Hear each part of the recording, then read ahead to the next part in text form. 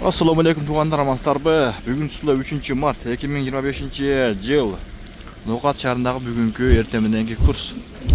Саат 10-дан 10 минут өтті туғандар. Қар сонын болып жауып атады.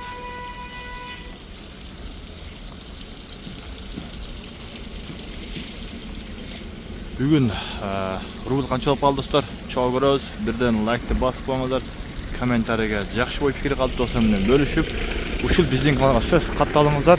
Сіздерге ардайым өз убагында пайдалуу, кызыктуу видеолорду биз буюрса чыгарып турабыз.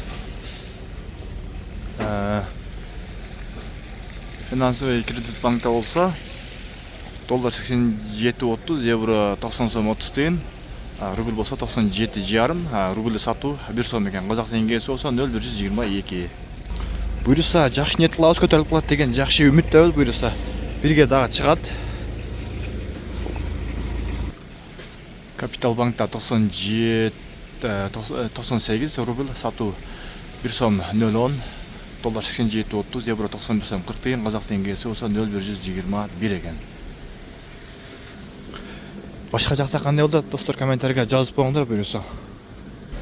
Кийинки Байчун банкта доллар 87.30, евро 90.30, рубль болса 97,5, казак теңгеси болса 0,115. Бүгүн аптанын биринчи күнү, буюрса эртең бир күндөн ары көтөрүп калса керек. Түштөн кийин дагы тартып чыгарабыз. Бардык эле банктарда ушул 98, 97,5 ошондой экен. Мына Доскородо банкта 98 экен, ал эми банк Азия банкта 97 экен. Бакай банкта 97,5 экен.